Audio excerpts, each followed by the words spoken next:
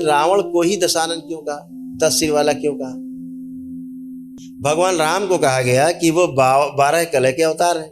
भगवान राम को बता दिया गया कि वो 12 कला के अवतार हैं।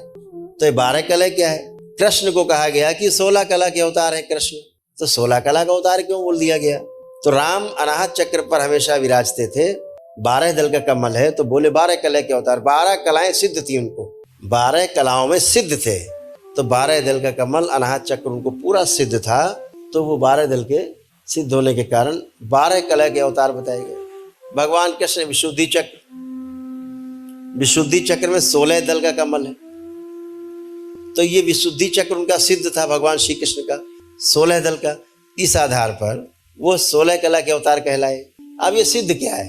आप डिकोड करना अगर इसको, कि भगवान राम हृदय क्षेत्र में रहते थे, अनाहत चक्र पे 12 कलाएं सिद्ध थी, 12 दल होते हैं, कमल के पुष्प की पंखुड़ियाँ 12 हैं इस अनाहत चक्र में। इस आधार पर भगवान राम 12 कला के अवतार कहलाए। कृष्ण 16 कला के अवतार कहलाए क्योंकि विशुद्धि चक्र उनको सिद्ध था।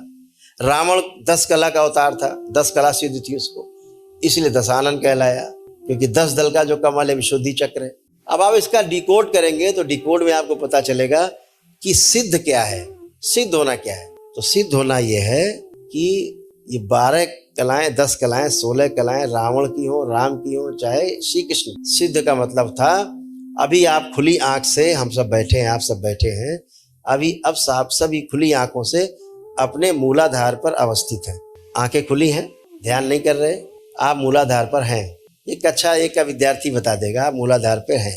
लेकिन रावण जब खुली आंख से देखता था, अपने सारे कर्म करता था, उस समय भी वो अपनी नाभि पर रहता था, अपने मणिपूरक चक्र पर रहता था। राम खुली आंखों से भी सारे कर्म करते हुए भी अपने अनाहत चक्र में विराजते थे।